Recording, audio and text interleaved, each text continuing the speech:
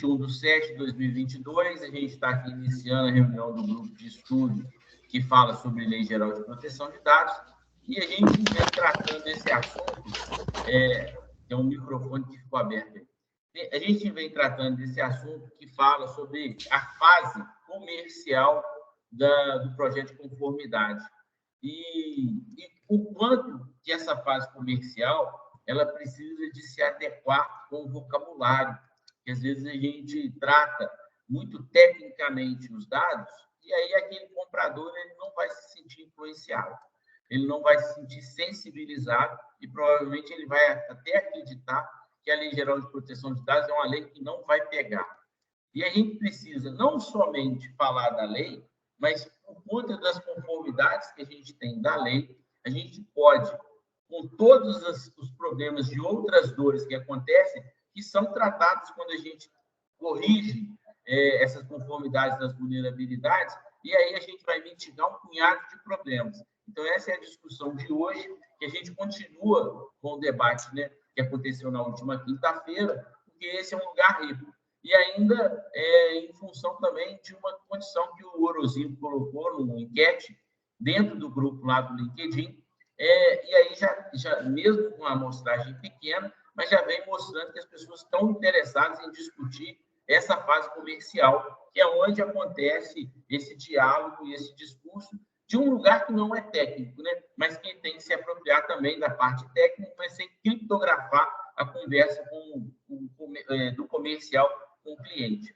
E aí estou abrindo, então, a nossa reunião, 21/7, de 9 até as 10 horas, a gente vai estar debatendo isso e depois publicando no YouTube e no Facebook essa live aqui, né? Essa discussão, esse grupo de estudo. Então, está aberto aí ao debate. E se ninguém levantar a mão, eu continuo falando aqui.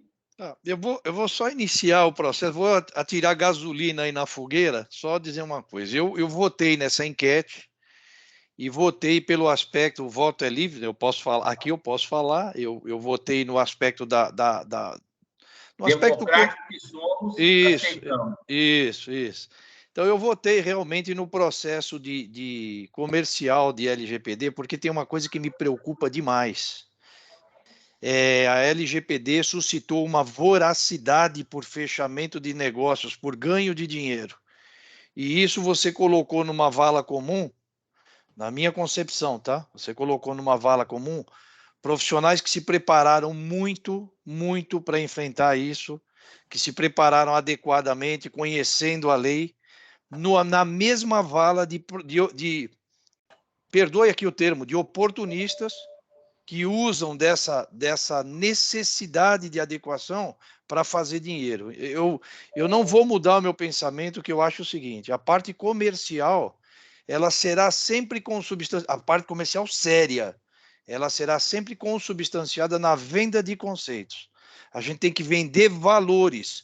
O resultado financeiro independe do que você vai construir como conceito.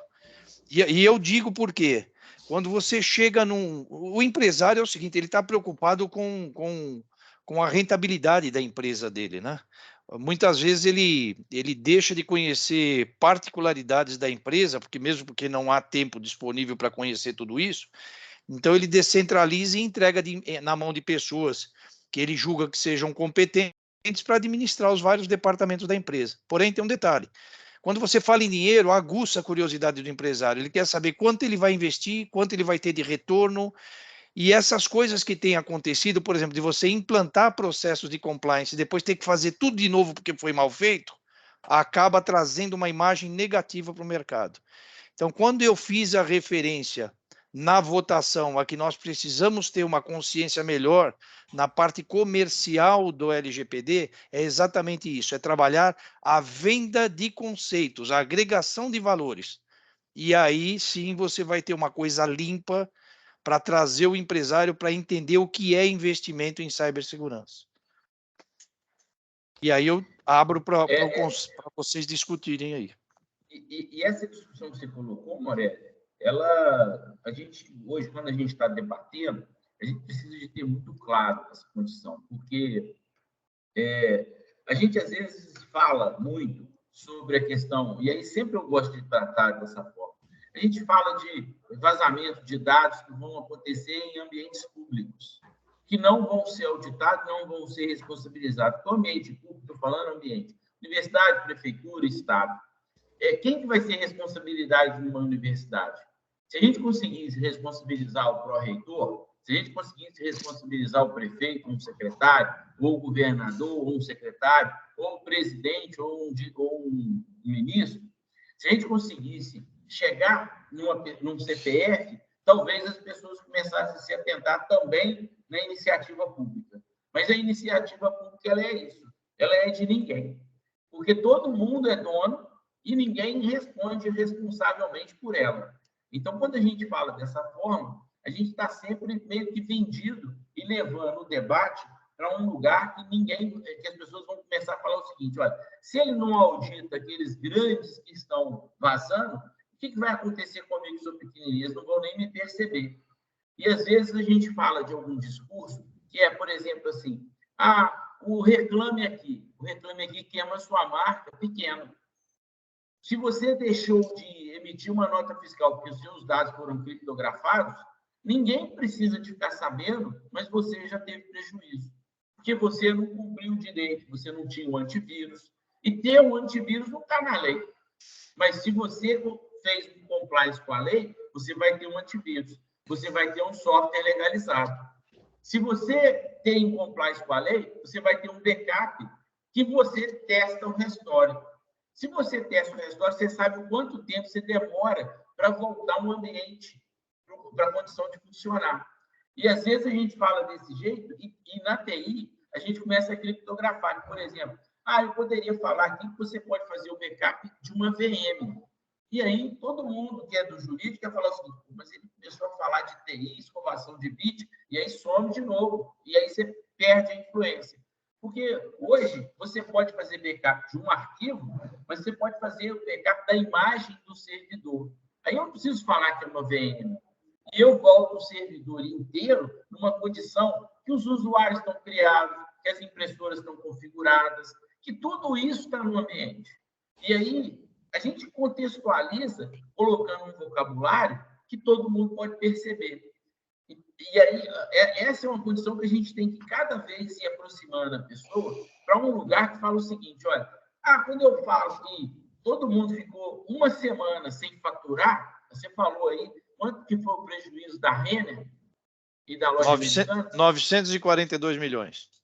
E aí a gente vira e fala o seguinte: olha, eles não foram multados por conta de Lei Geral de Proteção de Dados, mas eles deixaram de vender e tiveram esse prejuízo, porque diariamente eles teriam uma margem de faturamento.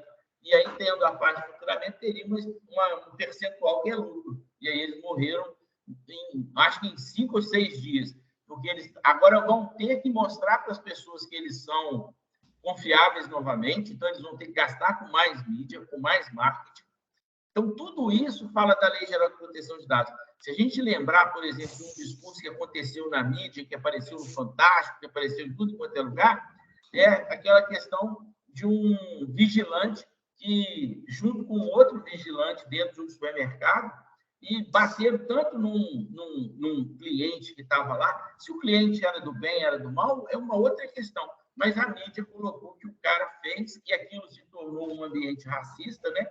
De um ataque racista, e aí aquele supermercado, que era o Pão de Açúcar, teve que ser fechado naquela cidade, porque as pessoas estavam agredindo, elas não entravam mais para comprar, não. Elas, além de não entrar para comprar, elas estavam agredindo o supermercado.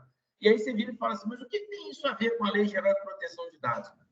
A lei, nada. Mas se você teve um compliance, a conformidade com a lei, isso não teria acontecido. Por quê? Você teria treinado as pessoas. A gente nem está falando de TI nesse momento. Você teria treinado as pessoas, você teria criado políticas corretas, você teria determinado os valores que aquilo vai acontecer. Então, a gente começa a falar de um lugar que a gente pode apropriar a lei, mesmo ela não sendo da lei, mas as conformidades que a gente vai tratar na lei iam mitigar esses problemas. Então, toda vez que a gente fala disso, a gente vai para aquela área do comercial, que a gente pode estar facilitando a vida das pessoas, né? Isabelle? Sua vez. Então, gente, eu trabalho numa empresa que é uma consultoria e a gente presta essa venda desse serviço, né? Tanto a implementação do compliance quanto a implementação da LGPD. E eu vejo o que você estava falando de cultura, né? Aculturamento, mas eu acho que falta, às vezes, isso da alta direção. E eu falo isso por quê? Porque quando a gente vai implementar tanto a LGPD quanto o compliance nas empresas, é visível que muitas vezes a alta direção vira para a gente e fala assim: isso não me interessa, eu só quero papel.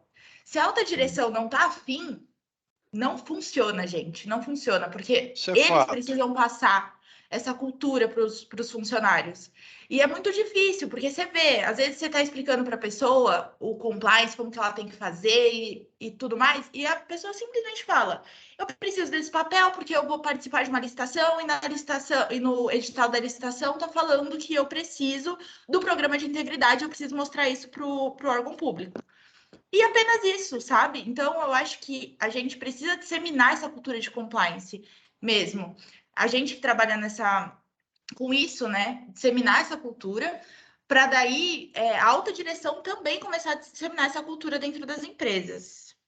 É isso. Isso já foi também amplamente discutido, você está coberta de razão. Um fator muito determinante é a alta gestão. Sem dúvida alguma, sem dúvida alguma, sem dúvida alguma. Isso já está nos processos de conclusão, isso já é um item que faz parte. A participação da alta gestão. A Arisa também levantou a mão aí, Arisa. Até porque, gente, se o funcionário ele vai ver aquilo que o empregador está fazendo, né? Se o empregador não está dando exemplo, se ele mesmo não tá seguindo aquilo que ele implementou na empresa, por que eu vou seguir?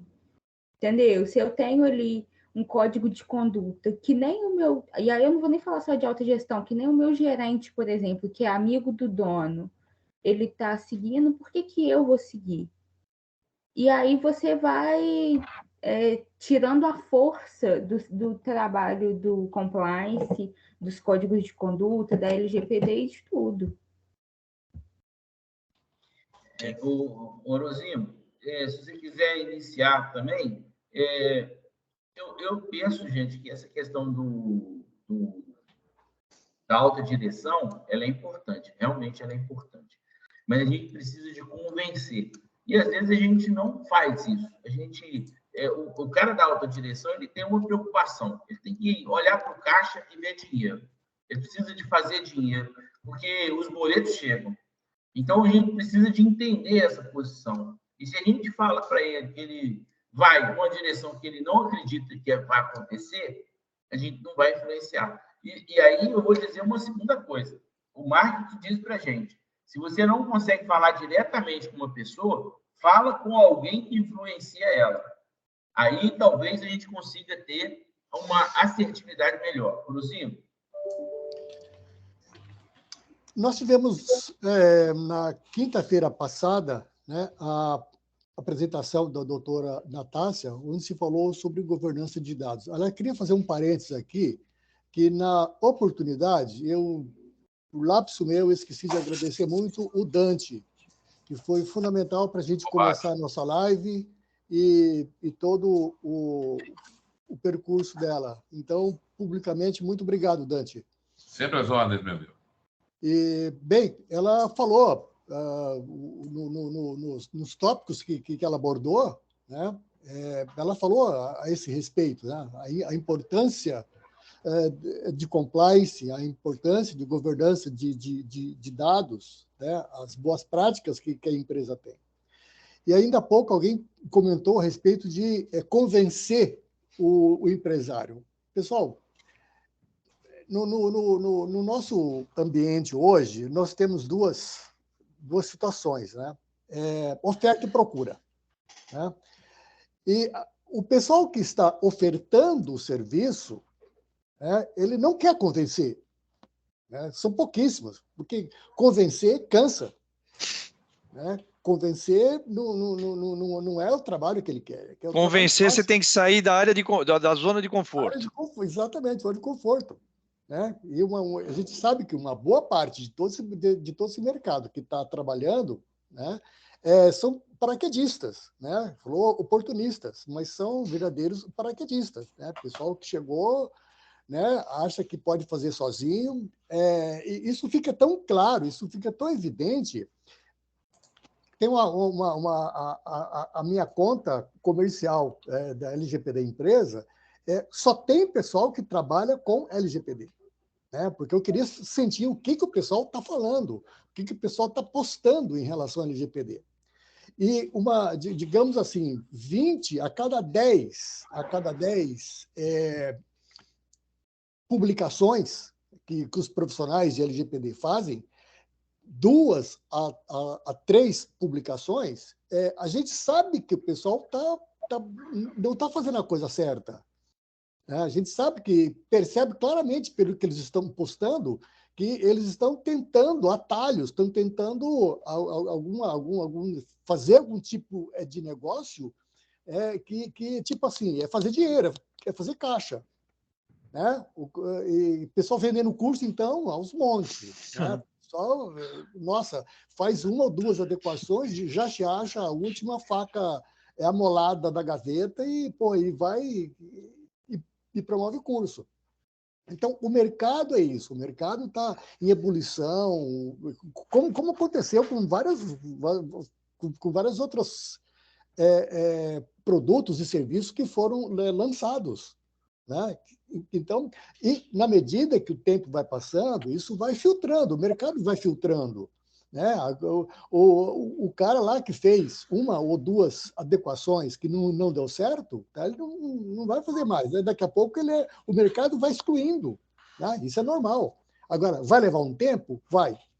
Então, aí que entra essa coisa de compliance, essa coisa de boas práticas, os bons profissionais eles incorporarem isso, né, saber exatamente do que se trata, porque quando ele tem essa visão de compliance muito bem feita, muito bem estruturada na cabeça dele para apresentar, é um diferencial enorme quando ele vai fechar o negócio, né? Aquele que eu falei da primeira parte, a preparação, você não fala basicamente de LGPD, né? Você fala da empresa dele, da estruturação, qual o negócio dele, você entender com quem está falando, né? Então, aí você pode passar essa fase de convencimento, porque o convencimento ele é forceps, o convencimento ele é difícil, né?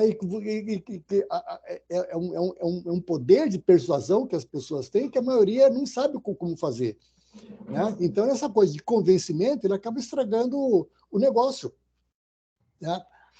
É isso. Essa condição que vocês estão colocando, gente, é muito boa, porque a gente precisa o tempo todo estar ligado em como que a gente vai tornar mais efetivo o processo. E, às vezes, a gente começa a mostrar o tanto que a resistência tem no mercado, quanta resistência tem no mercado, né? E o mercado, realmente, ninguém quer investir, né?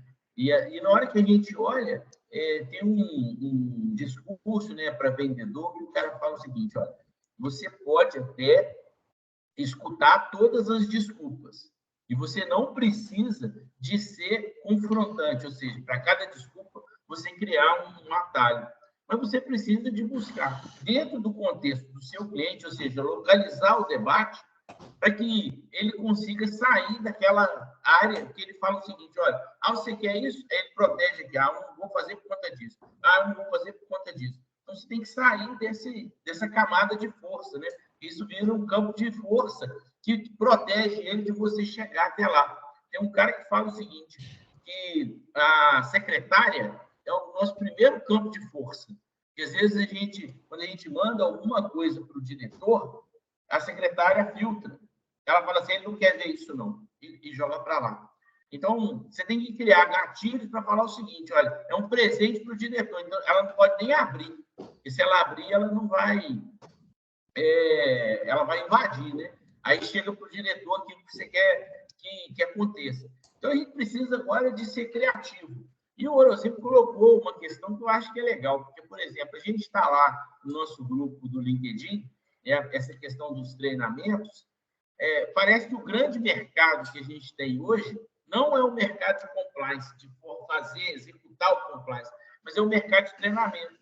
Porque tem tanta gente querendo entrar nesse mercado, acreditando que ele é o próximo veio do ouro, né? O próximo ganho de oportunidades, que aí aquelas pessoas que perceberam isso, elas falaram o seguinte, olha, eu vou vender treinamento porque esse mercado está impactado, esse mercado, as pessoas estão carentes, elas querem falar disso, elas querem aprender.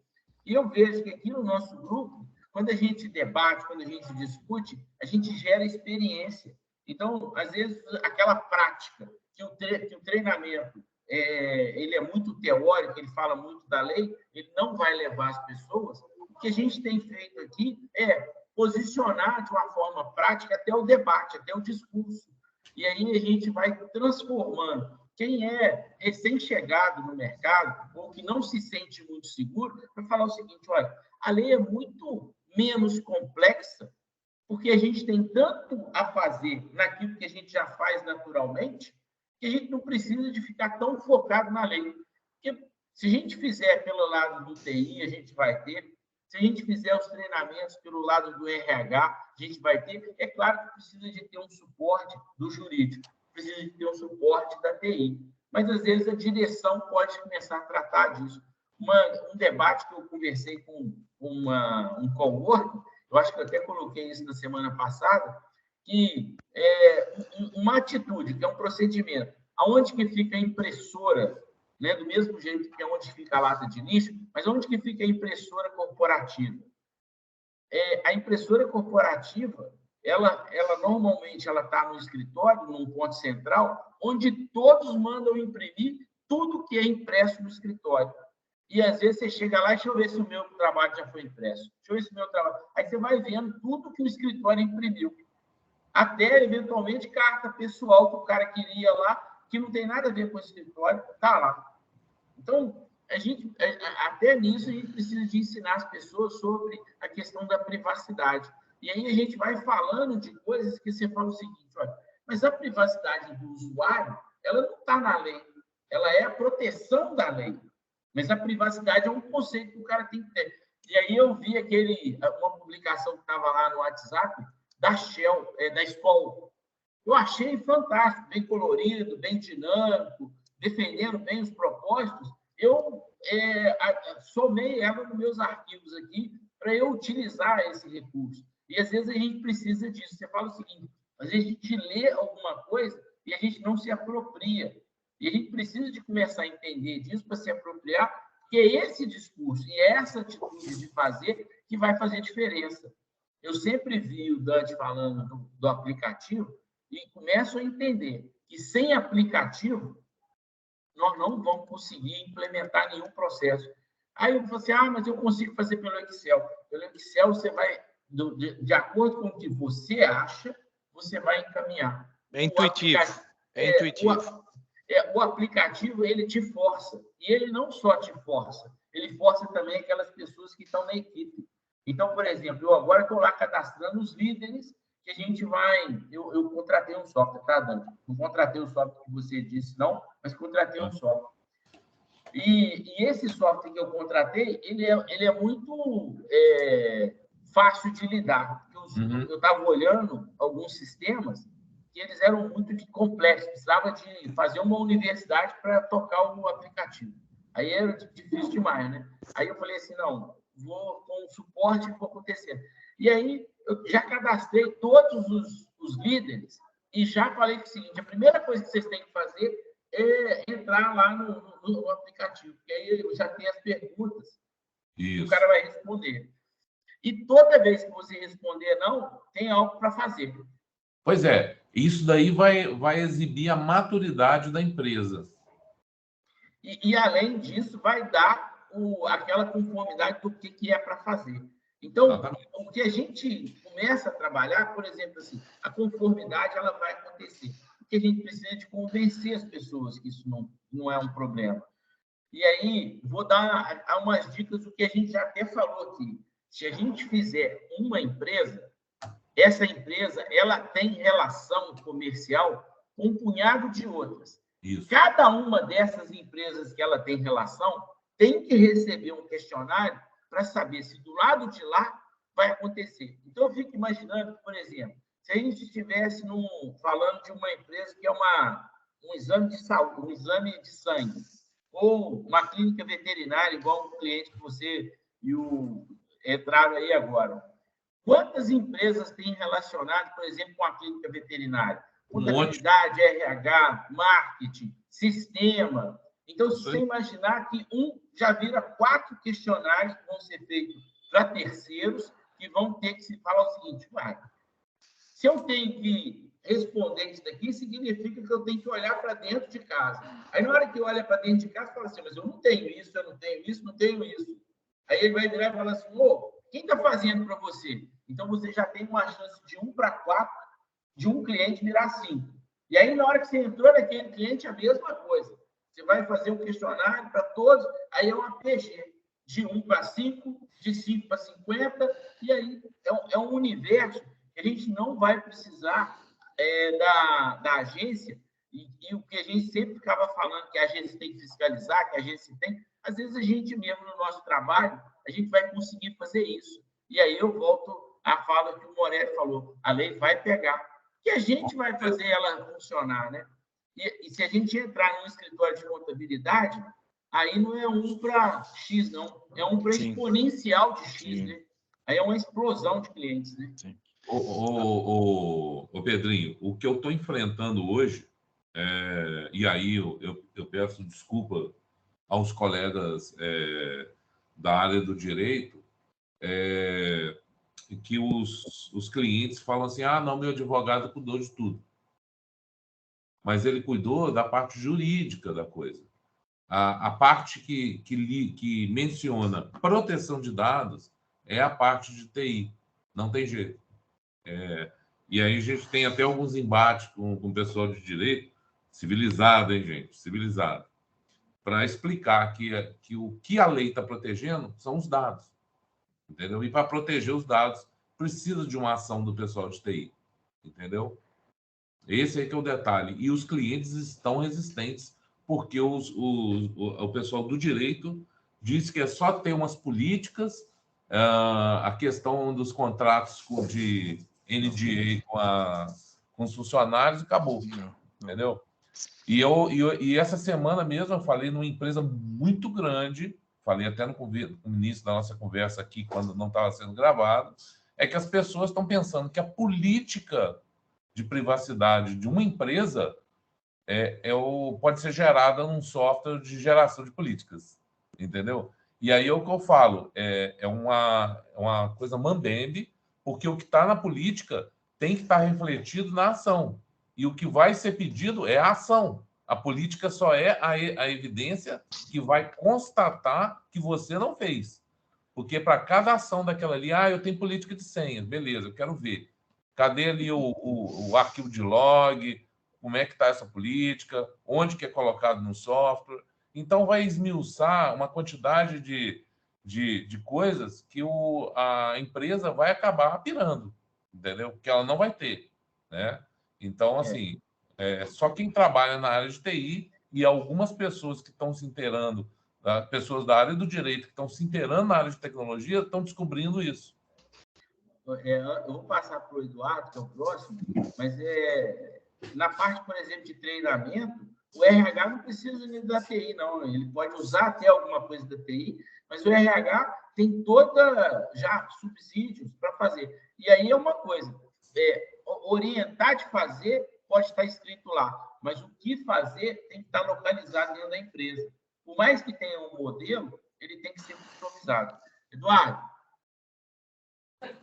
bom dia. Bom dia. Bom dia. Dentro daquela fala do Pedro ali, e até em relação ao que eu já comentei na última reunião, eu também tinha essa expectativa de que o nosso trabalho de adequação ia gerar uma onda de adequações na cadeia de valor de cada cliente, né? Perfeito. Aí a questão é a seguinte, eu não estou vendo isso acontecer. E como exemplo principal, quando a gente começou com a LGPD lá, quando ainda estava no período de carência da lei, a gente participou de maneira indireta de um processo de adequação de uma das maiores operadoras de plano de saúde aqui no Brasil. E aí eu imaginei, bom, a partir do momento que essas operadoras estivessem realizando o seu processo de adequação, elas teriam que tratar com a sua cadeia de valores, e aí principalmente com as clínicas e consultórios, e pedir para que eles também fizessem adequação, já que eles coletam dados pessoais, fazem as transmissões, enfim, fazem uma série de coisas.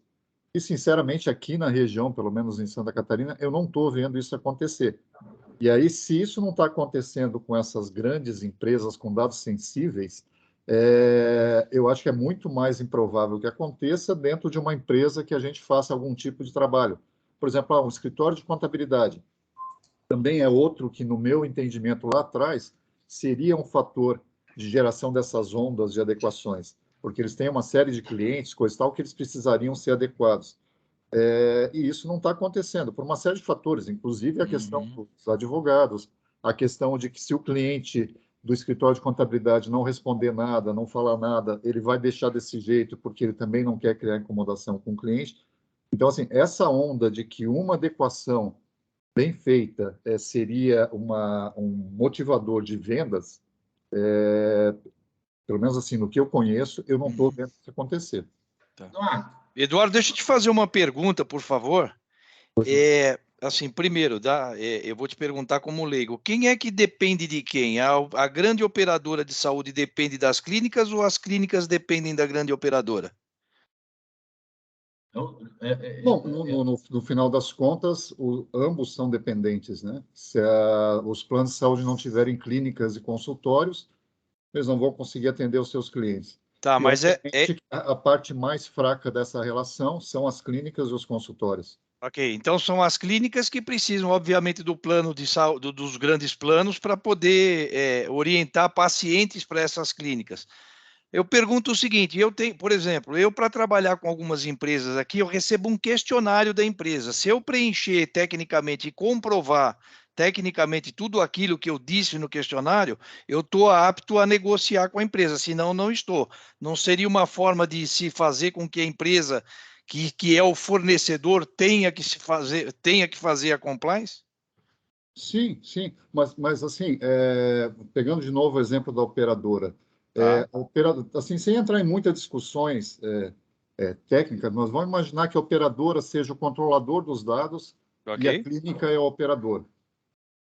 Eu, como controlador, ou eu, como a força maior nessa relação, eu deveria exigir que essas clínicas tratassem adequadamente os dados dos meus associados para que eu não tivesse problema como controlador. É nesse sentido que eu estou falando, Isso, é exatamente isso. Isso, na prática, eu não estou vendo acontecer.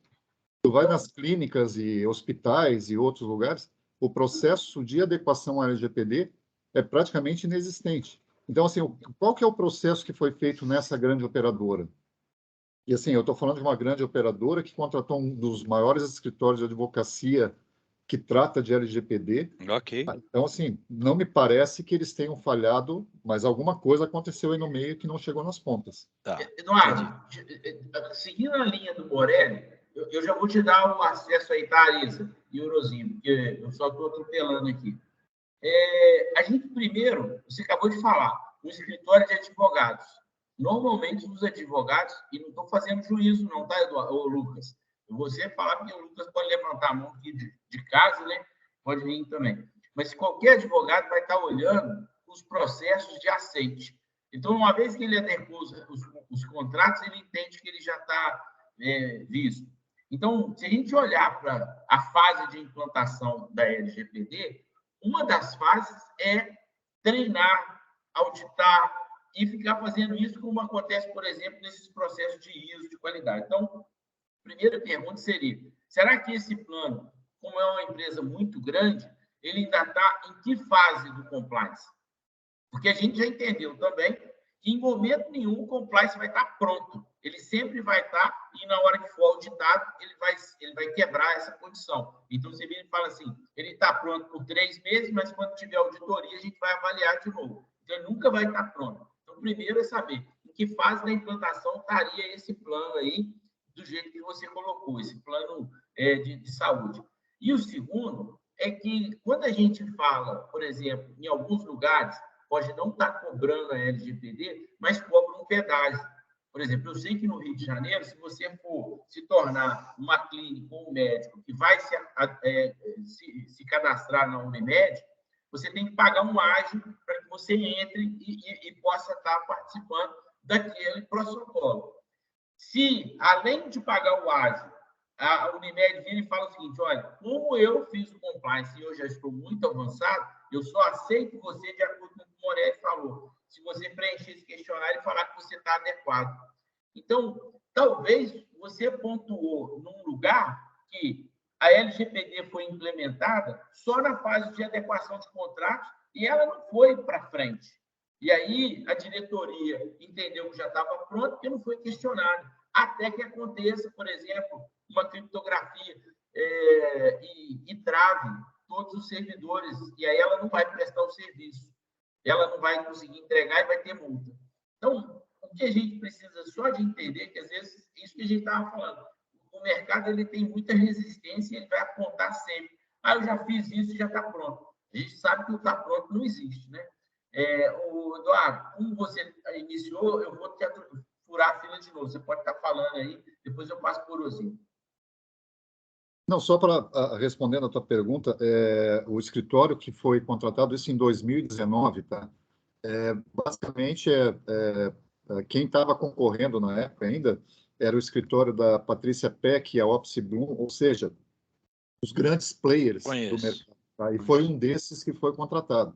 Okay. Então, assim, não me parece que um escritório... A gente não está falando de um escritório como as outras observações que a gente faz em relação ao pessoal de escritório de advocacia fazendo adequação, que focam só na documentação.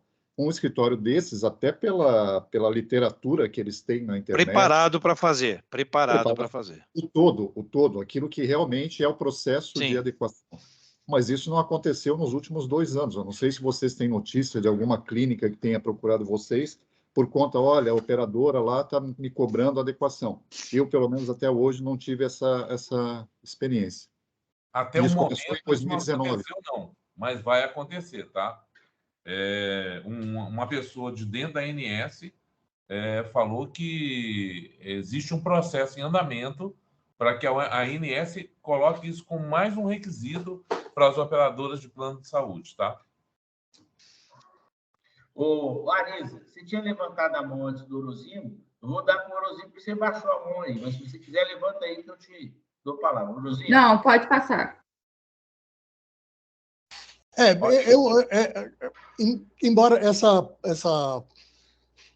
essa posição que o Pagano comentou agora, mas eu ainda acredito, como já havia colocado em outras apresentações nossas aqui, eu acredito que esse efeito neural, né, essa queda de dominós, um leva para o outro, leva para o outro, leva para o outro. Efeito cascata. Ainda é a nossa melhor opção. Não é multa, não é ser convencido, né?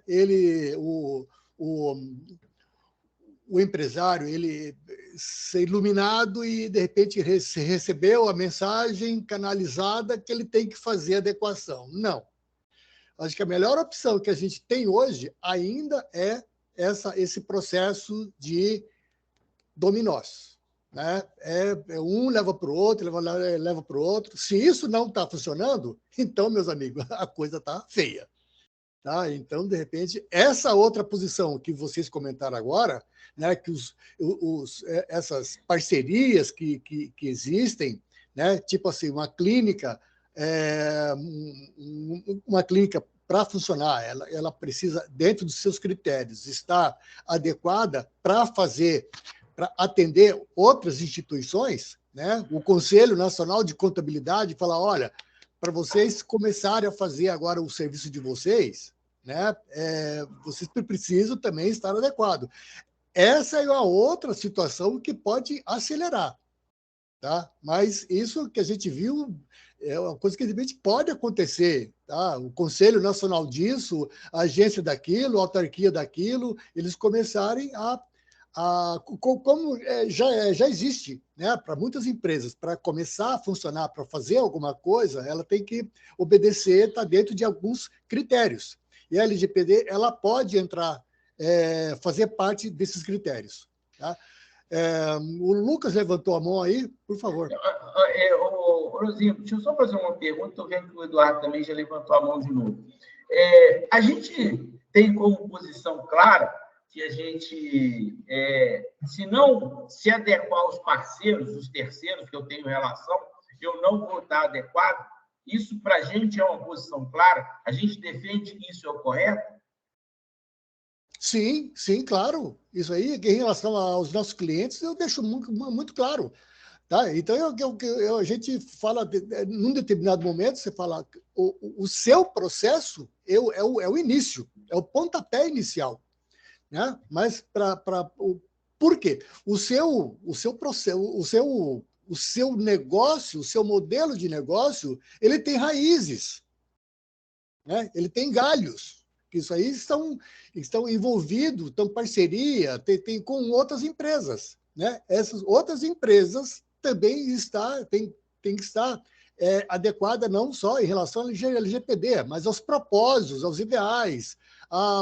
Enfim, é uma sincronia, é um namoro. Sim. Né? Porque quando você faz parceria, eu faço parceria com o escritório de advocacia, tá? É um namoro inicial e depois é um casamento. É coisa séria. Né? Então, em relação a todos os valores que eu defendo para a minha empresa, também eu vou cobrar da outra empresa. Essa outra empresa vai cobrar de mim e vai cobrar de outros. Aí que é o efeito cascata. Né? Que ótimo. Que ótimo, que eu acho que eu não estou nem contrapondo o que o Eduardo falou, porque eu acho que esse grande escritório, eu acho que ele vai dentro daquilo que a gente vem falando. Os escritórios, por mais que eles estejam capazes, às vezes eles estão fazendo em determinados lugares, mas eles ainda estão numa fase inicial, porque o processo de cultura é um processo demorado. Eduardo, pode falar aí, eu vi que o Lucas levantou a mão, a Arisa levantou a mão, está todo mundo começa a querer falar e depois volta. Fica tímido. Eduardo, com você. Não, só mais uma observação, até para a gente extrapolar um pouco essa questão do efeito cascata, onda, etc. Uma outra onda, ou efeito cascata, que me parece que deveria existir, é o efeito da adequação à LGPD por parte das subsidiárias ou filiais de empresas europeias. Só que a gente vê muitas empresas, a gente fez o trabalho para uma, que é uma subsidiária alemã aqui em Itajaí, teve mais uma outra, mas assim, tem uma grande parte dessas empresas que não estão nem preocupadas com isso. Então, assim, se a gente está observando que, por exemplo, no exemplo que eu dei lá do plano de saúde, isso não está gerando esse efeito cascata, a própria GDPR lá na Europa, que deveria também gerar um efeito cascata nos outros países, principalmente nas suas subsidiárias, onde ela tem maior gestão ou gerência, me parece que também não está acontecendo, pelo menos no volume que eu imaginava que ia acontecer. É só essa observação. Ok. Mais um pouquinho só.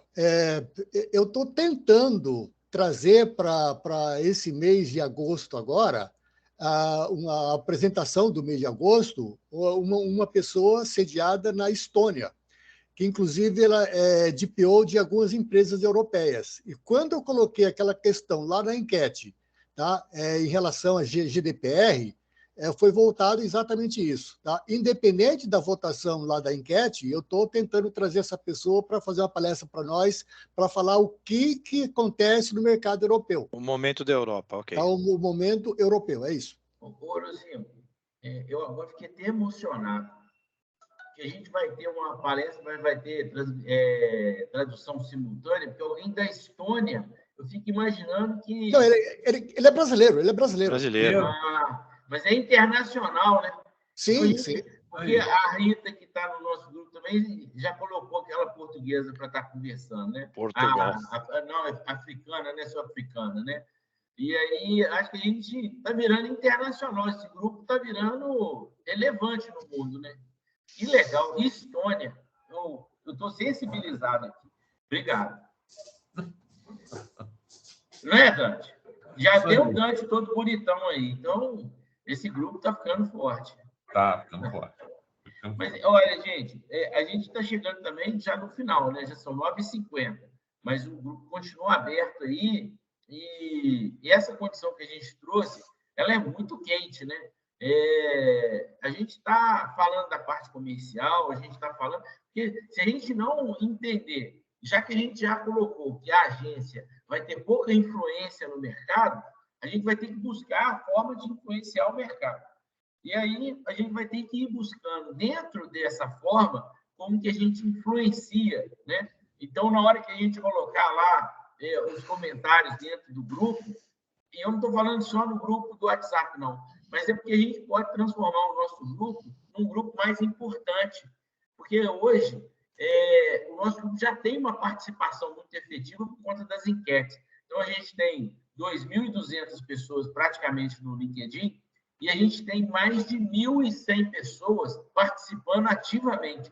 Isso é um número que o LinkedIn começa a entender, a perceber a gente, né? Sim. Porque o nosso grupo ele tem muita interação. Eles tentaram fazer agora uma automação para que eu fizesse uma resposta para todo mundo que entra, uma resposta automática. E aí eu respondi para o cara lá, né, numa tradução muito ruim de inglês para o português, que a gente aqui ainda está preferindo fazer manual. E assim que eu tenho feito, eu dou boas-vindas a praticamente todo mundo que entra e ainda interajo com ele, mostrando que a gente está com o grupo do WhatsApp, porque assim a gente fica mais próximo, né? E é bem customizado. E aí, nessa condição, a gente vai.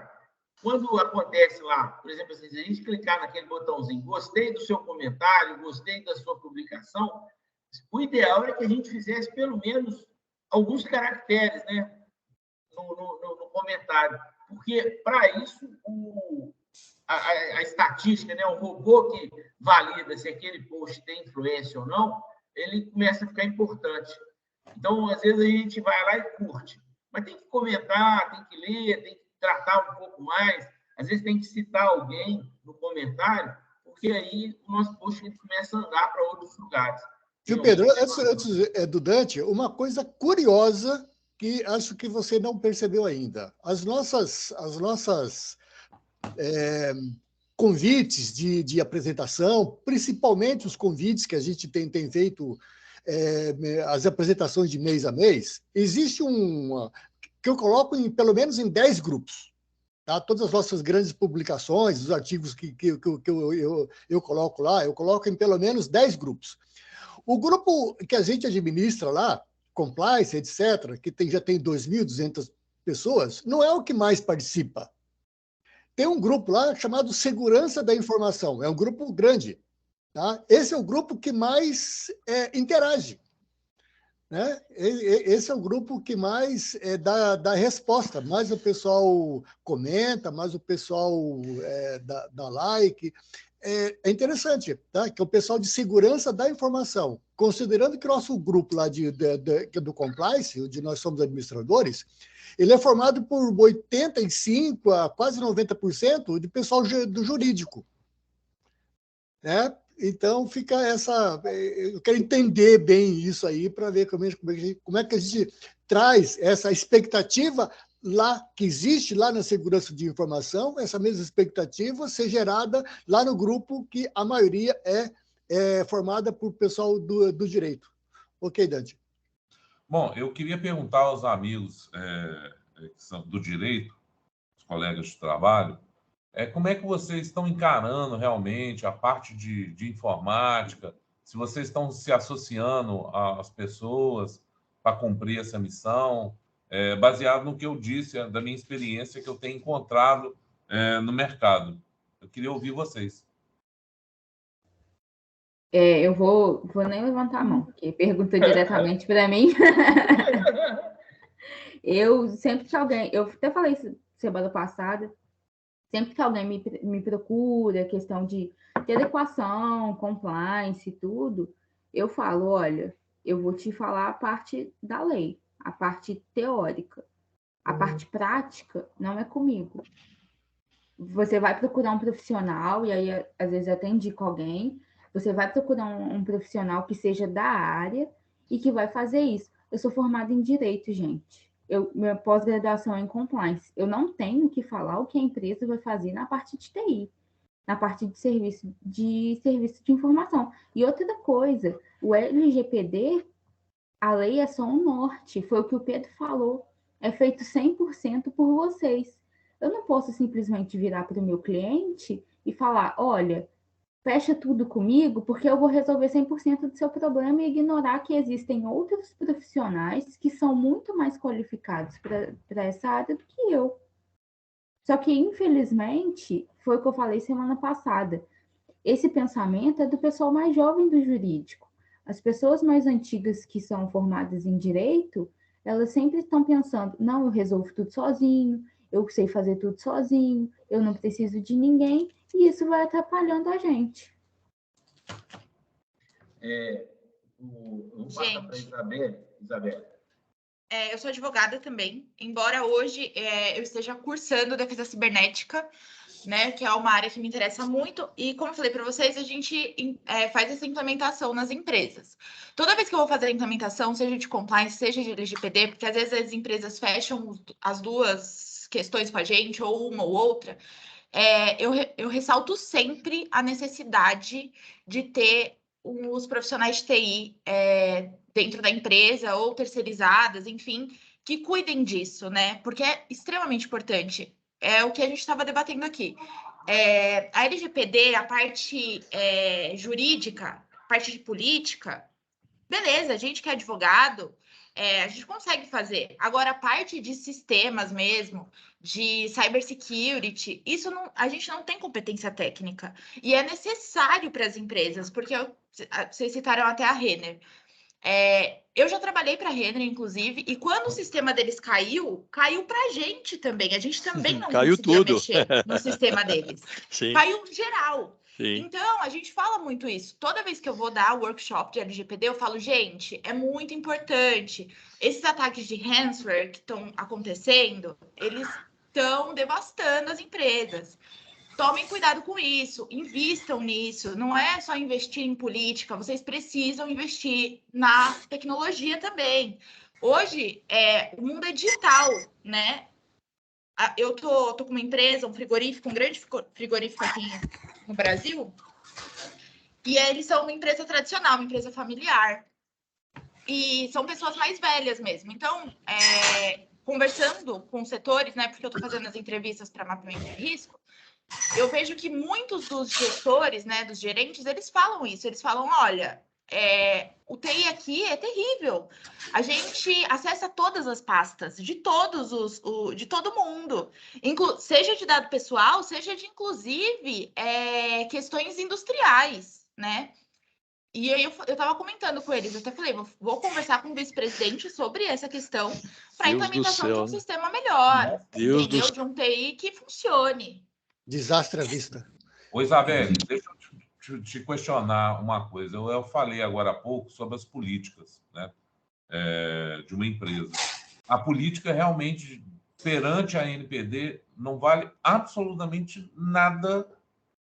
Ela está escrita se a parte de integração da escrita com a prática não tiver válida, porque é isso que ela vai olhar, entendeu? Então, quando a gente vai fazer essa implementação, eu falo para eles que o papel, ele é legal, mas você precisa de um aculturamento de modo geral. E quando se fala em aculturamento de modo geral, são todos os setores numa engrenagem funcionando de uma forma que dê certo. Inclusive o TI. O TI é muito necessário, né? Eu já trabalhei em um escritório de advocacia com 400 funcionários, em que chegou um certo momento em que ia vir um banco, né? E a gente começou a fazer uma auditoria interna, porque o banco, ele pede um monte de coisa, né? Ele quer um sistema eficiente, ele quer você tem que mostrar um monte de evidência para o banco para ele te aceitar, né? Inclusive a questão de cibersegurança, né? Você tem que mostrar que você tem como proteger os dados do banco, né? E aí eu conversei com o TI lá do escritório e falei, gente, a gente precisa ver mecanismos, a gente precisa ver, porque até então, é o que eu falei para vocês, a gente tinha uma pasta aberta em que todo mundo conseguia ver tudo de todos os setores. Não dá, gente, não pode funcionar dessa forma. Isso aí. Ó, okay. O Lucas está com a mão levantada aí, eu fiquei provocando ele. Já é a segunda vez, né? Vamos, Lucas.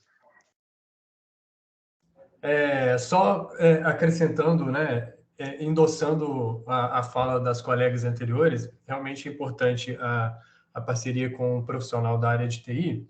E aí, destacando um ponto que a Isabelle comentou, muito importante para fins de provas, evidências de que a empresa está em compliance com a LGPD. Uma coisa é a gente ter num papel, outra questão é a TI, os departamentos de cybersecurity, criar evidências de toda essa conformidade, já no plano prático, no mundo virtual, onde que as coisas vão acontecer.